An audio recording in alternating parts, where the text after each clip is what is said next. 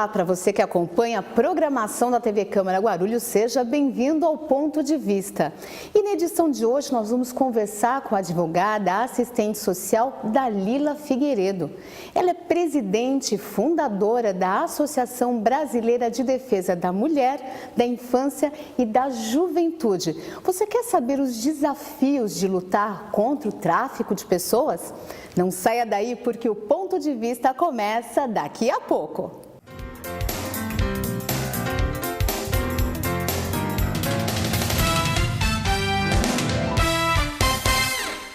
Queria parabenizar a TV Câmara, parabenizar aqui o presidente e todos os vereadores pelo trabalho que vem sendo feito e espero que vocês possam continuar contribuindo cada vez mais para levar informação à nossa população e permitir que o cidadão possa participar, dando opiniões, sugestões e ajudando a construir a cidade. E parabéns pela qualidade, porque eu estava dizendo agora há pouco, vez ou outra estou por aí no trânsito, às vezes até fora de Guarulhos, e aí ligo o celular pela internet, sintonizo, acompanho. Então, a gente fica feliz quando vê essas coisas, porque significa que esse esforço que vocês estão fazendo aqui, tem muita gente que vocês nem estão sabendo, mas que estão do outro lado, acompanhando para e passo tudo que acontece no Legislativo e tudo que acontece na cidade. Parabéns, sucesso e já nasceu bem.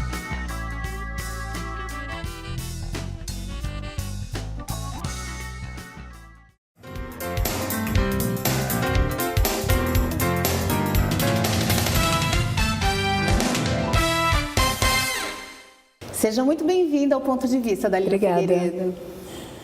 Muito obrigada. Dalila, você é maranhense, né? E o que trouxe você e a sua família aqui para Guarulhos?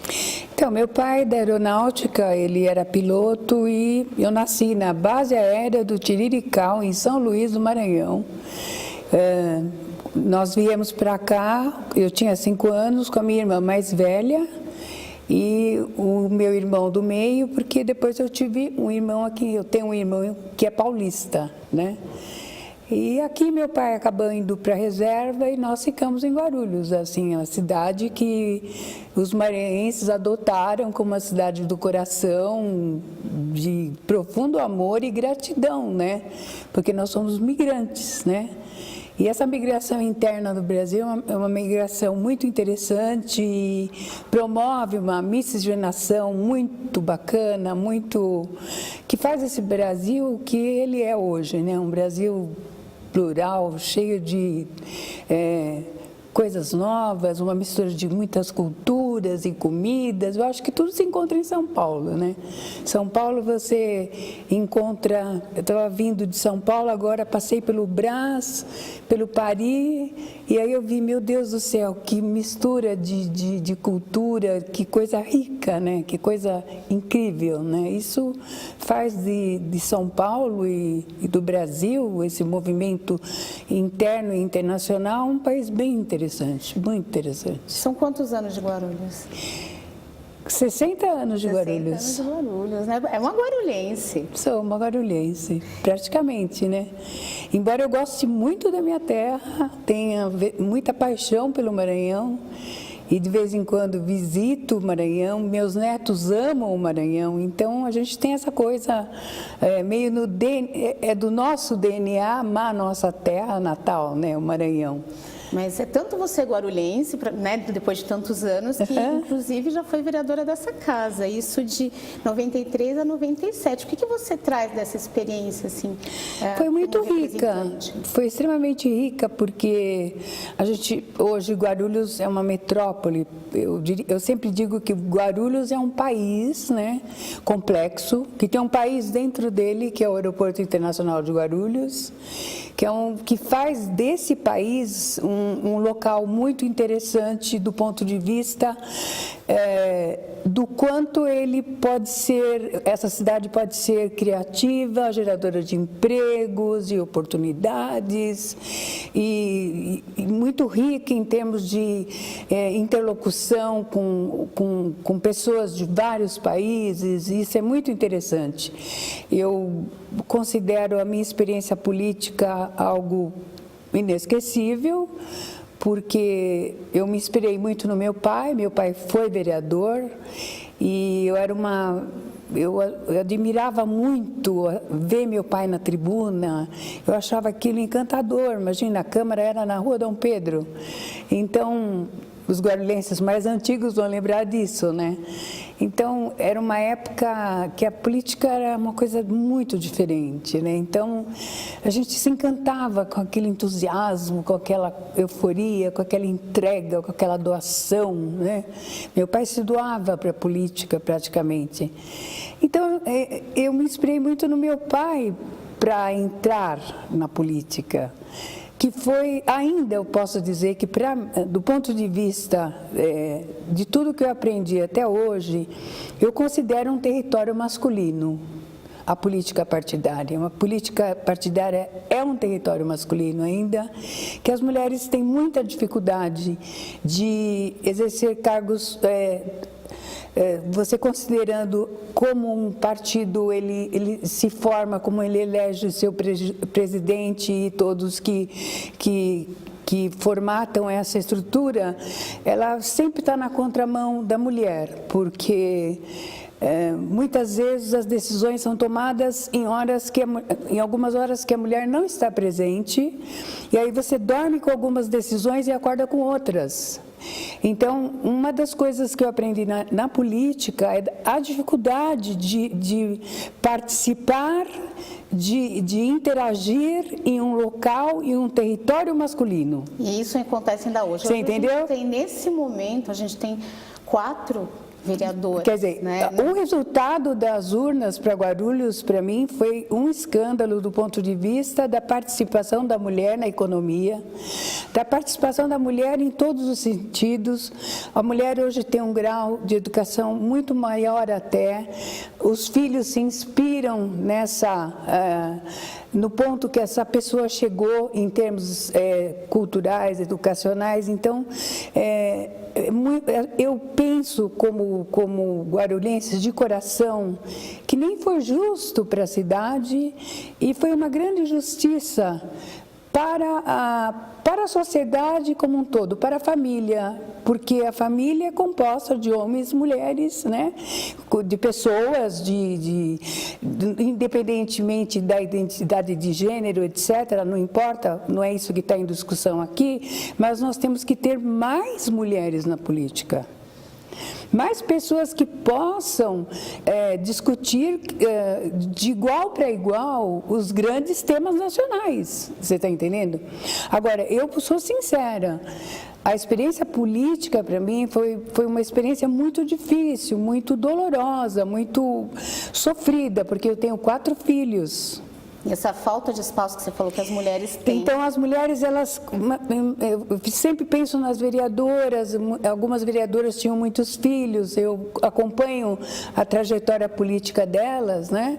E você tem que conciliar o seu trabalho como profissional, ao mesmo tempo você exerce um cargo eletivo, ao mesmo tempo você é a mãe, você tem que tomar conta das coisas, porque não existe ainda a divisão de tarefas como deveria haver dentro de casa, né? Porque muitas vezes você observa os homens dizendo que ajudam as mulheres, mas onde estão? Como é que ficam as tarefas dentro de casa, né? E isso é bem interessante, porque tarefa, eu faço isso, você faz aquilo e nós estamos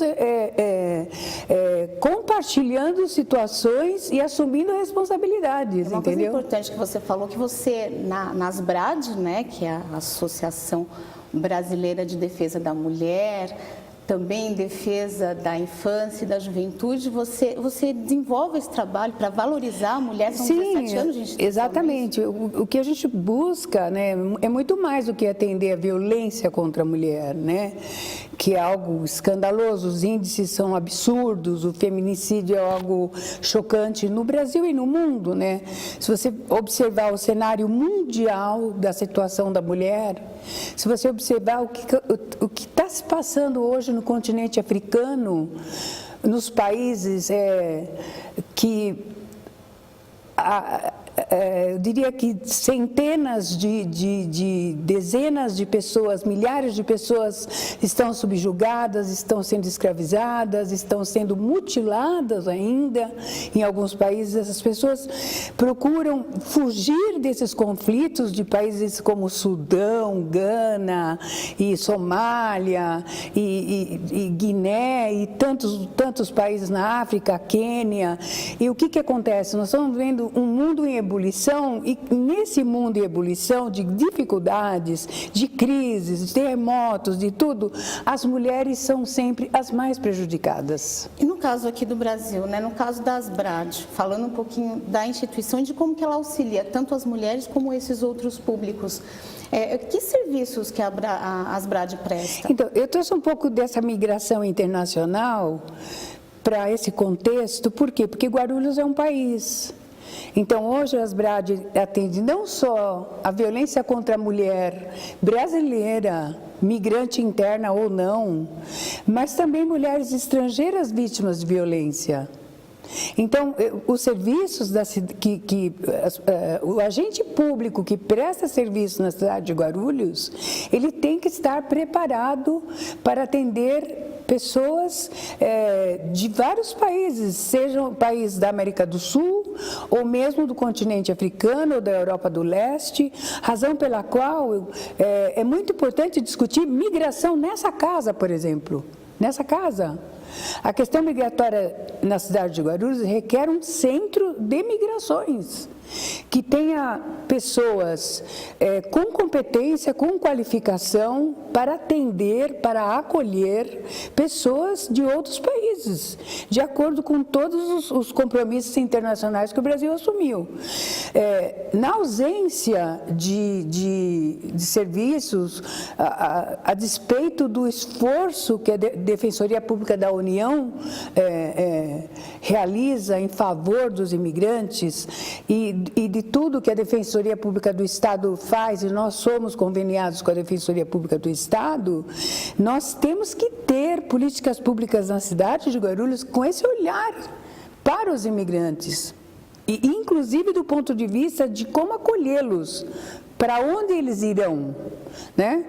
Então, a Asbrad muitas vezes se surpreende atendendo um grupo de nigerianos, ou um grupo de pessoas de Marrocos, ou pessoas da Somália, ou muitas mulheres vítimas de violência, eu não gosto de citar o país, muitas vezes falam que as confecções clandestinas, elas têm determinadas pessoas que são pessoas escravizadas, mas eu tenho situações do Paraguai, da Colômbia, da Bolívia.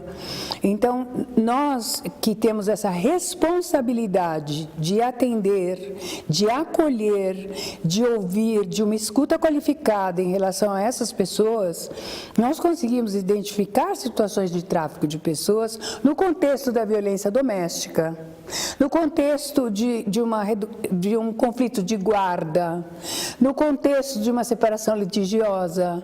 Então, eu sempre insisto em que todos os serviços, seja na saúde, e eu vejo que a saúde se depara toda hora com essa necessidade de atendimento aos imigrantes, seja nos CRAS, CREAS, os conselhos tutelares. Essa semana foi bem interessante e bem oportuno, porque segunda-feira nós tivemos mais um curso do ECA Comentado, que é uma grande iniciativa dessa cidade, e nós tínhamos conselhos tutelares presentes nessa oportunidade que eu tive de conversar com esse grupo de pessoas que está fazendo esse curso. E como que você, aproveitando, né, analisa o... E uma dos compromissos da Asbrad é de capacitar pessoas replicadoras de cidadania. E o ECA, você leva o quê? Você traduz para essas pessoas o significado do ECA, as graves violações de direitos praticados contra crianças e adolescentes. A gente está falando do Estatuto da Criança e do Adolescente. E aí você ouve das pessoas qual o olhar delas em relação à migração internacional, como é esse atendimento, já atendeu, já viu, já conversou, já... Então, por isso que é tão importante trazer esse debate sobre migração para essa casa, que pode tomar decisões, pode, de repente, criar um grupo de trabalho específico para a questão migratória na cidade de Guarulhos, porque o que se faz na cidade de Guarulhos repercute no Brasil e no mundo, porque a iniciativa Posto Humanizado de Atendimento aos Migrantes, que hoje foi consolidado como política pública, Posto Avançado, que está no Terminal 1 do Aeroporto Internacional de Guarulhos, é uma iniciativa da Asbrad.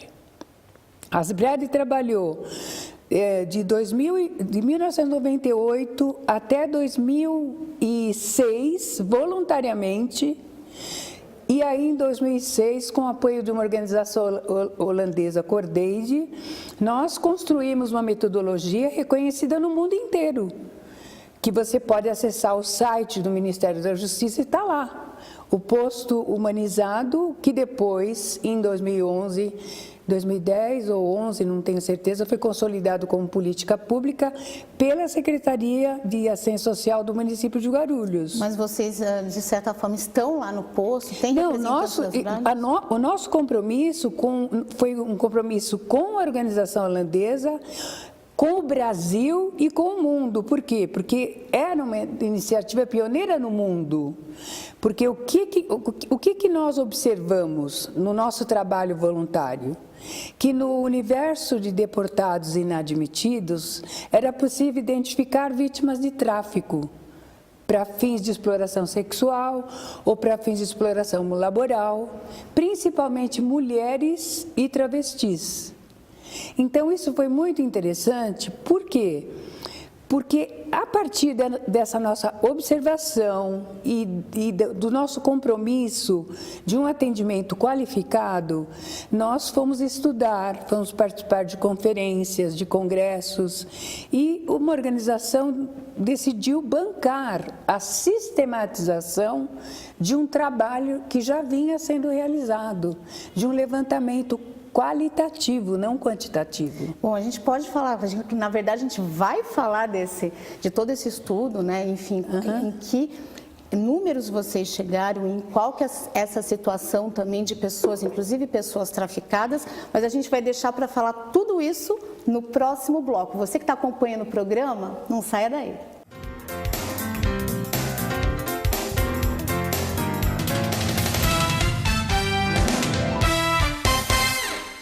A Câmara Municipal de Guarulhos acredita num mundo melhor e mais igual.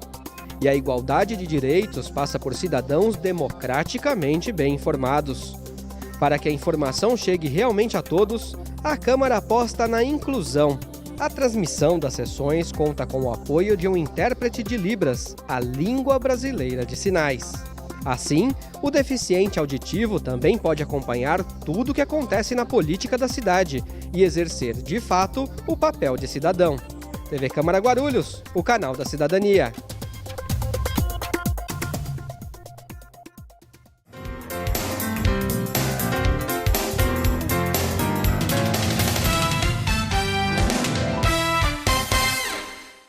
De volta com o Ponto de Vista, eu entrevisto a fundadora e presidente da Asbrad, Dalila Figueiredo. Dalila, a gente estava conversando no final do primeiro bloco, você estava falando de levantamentos quantitativos que vocês fizeram da situação dos migrantes, inclusive também dessas questões de tráfico de pessoas. Explica para a gente brevemente quais são os perfis das pessoas que tanto saem do Brasil e são traficadas para o exterior, quanto pelo contrário, que também você citou no caso das pessoas que vêm trabalhar aqui. É importante que o trabalho foi qualitativo e ele foi realizado com um compromisso de construção de uma metodologia, estudo de alguns casos, né, casos que estão publicados. Quem quiser acessar, está no site do Ministério da Justiça como Boas Práticas, está no site também da Asbrad, www.asbrad.org.br. Houve uma mudança muito profunda. Hoje, o Brasil sempre foi país de origem, trânsito e destino. O que significa isso? Tanto pessoas saem do Brasil para serem exploradas de alguma forma fora do Brasil, através de engano, fraude, situações específicas de acordo com a Convenção Internacional Protocolo de Palermo, que o Brasil é signatário. E também, não só essa convenção, mas porque nós estamos hoje com o segundo Plano Nacional de Enfrentamento ao Tráfico de Pessoas.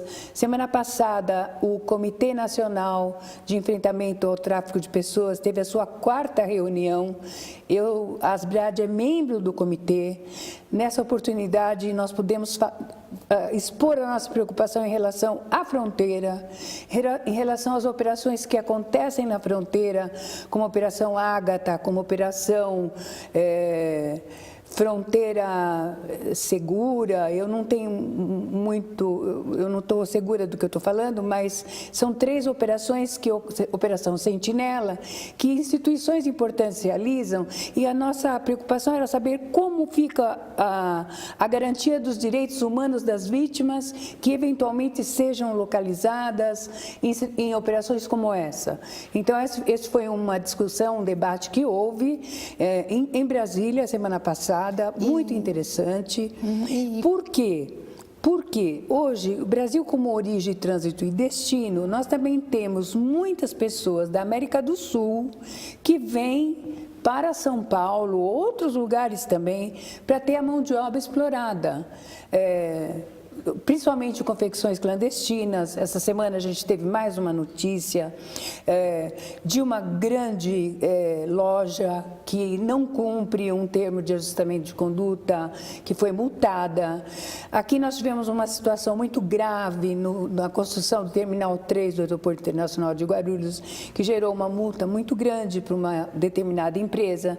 Então, é importante destacar que 2 instituições no Brasil trabalham com muito afinco para coibir traficantes, exploradores de pessoas, exploradores que transformam pessoas em escravas e as tratam em condições análogas à escravidão, que é o Ministério do Trabalho e Emprego e o Ministério Público do Trabalho. E quais os perfis das pessoas que são traficadas? Então, o que eu trago todo esse volume de informações para dizer que uma das preocupações nossa é de desconstruir perfil. Por quê?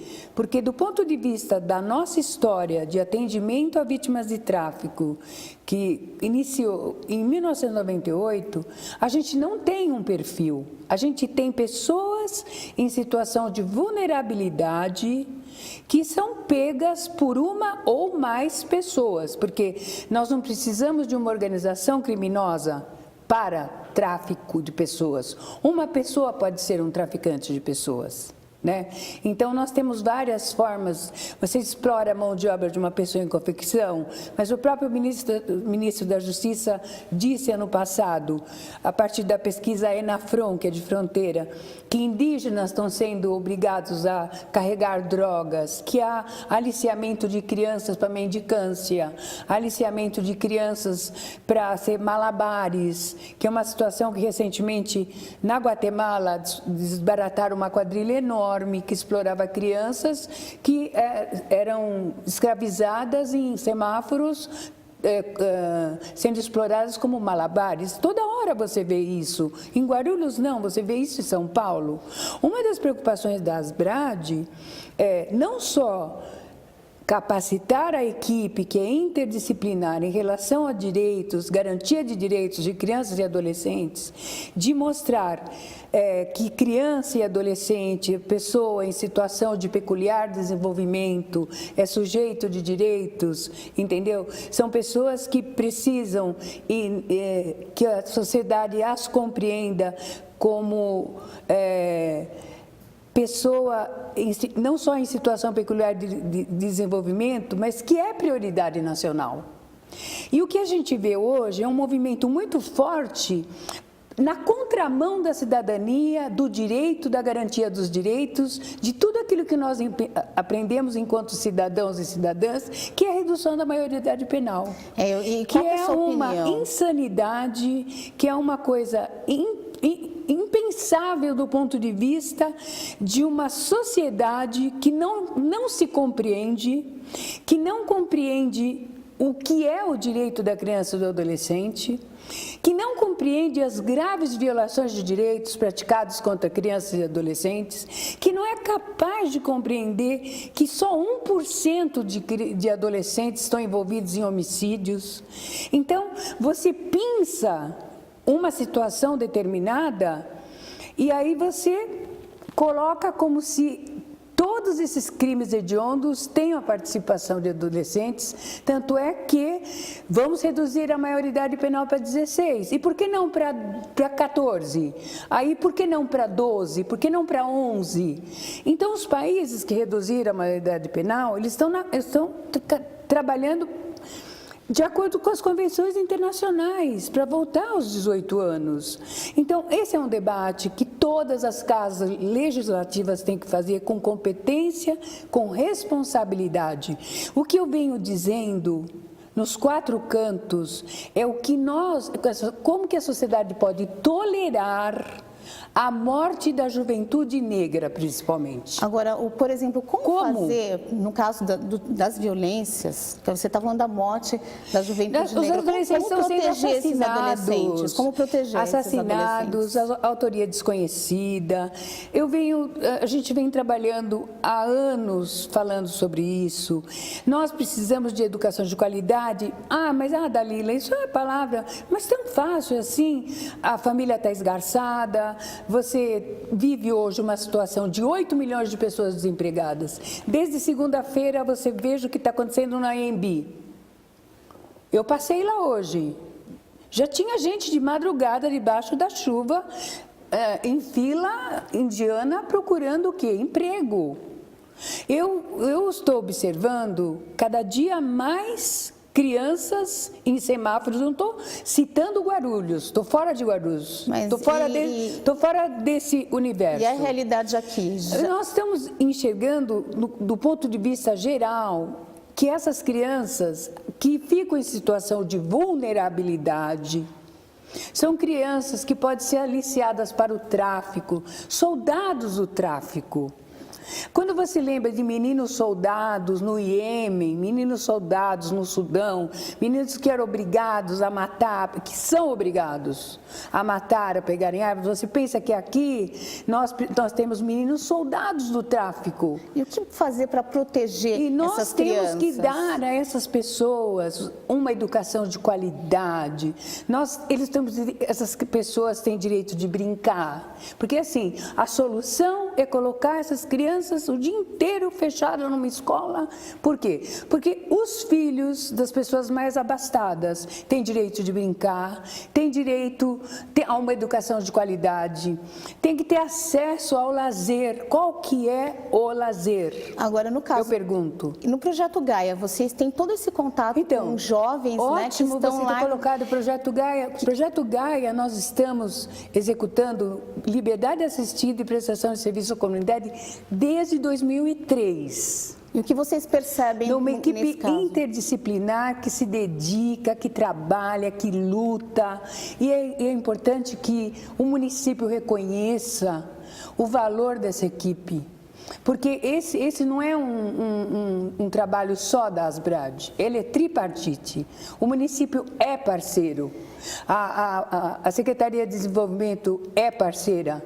Agora, o que eu enxergo? Enxergo que nós temos hoje todas as chances de dar a essas pessoas que são sujeitos de direitos todas as condições para que ela possa seguir sua vida livre de violência, que é um direito de todos nós, com oportunidades reais de quê? De colocar, se estiver na idade correta, conseguir um emprego digno, poder ter uma qualificação profissional, ter direito de brincar, minimamente a gente conseguir a reaproximação com a família, não a família burguesa, família com a qual essa criança, com a qual esse adolescente pode contar.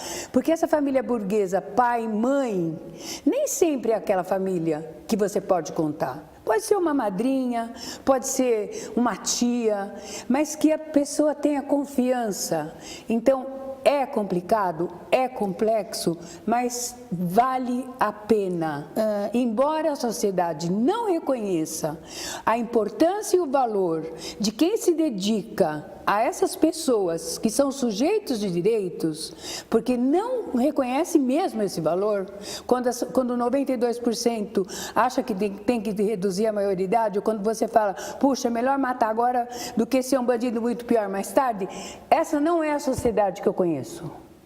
A sociedade que eu conheço é aquela que valoriza o ser humano, a pessoa humana. Agora, uma pergunta interessante que eu acho que tem mobilizado várias discussões.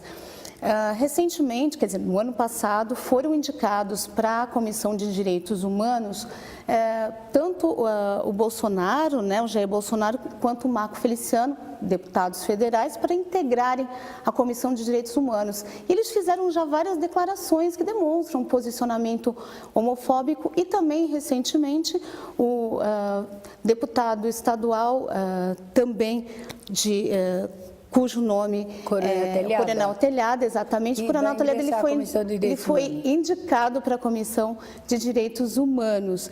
E nesse caso, né, qual que é a sua análise disso tudo? São pessoas que têm realmente um histórico, né, de um discurso mais conservador. No caso, o Coronel Telhada tem até aquele lema, bandido bom é bandido morto. Como que você analisa isso? Muito bacana a sua... Aliás, eu ouvi a entrevista dele hoje numa rádio aí, indo para São Paulo. Nós precisamos desconstruir que defensor de direitos humanos é defensor de bandido. Começa daí. Então, defensor de direitos humanos, defensor de bandido. Isso é uma construção equivocada. Direitos humanos é para humanos. Nós estamos trabalhando com seres humanos.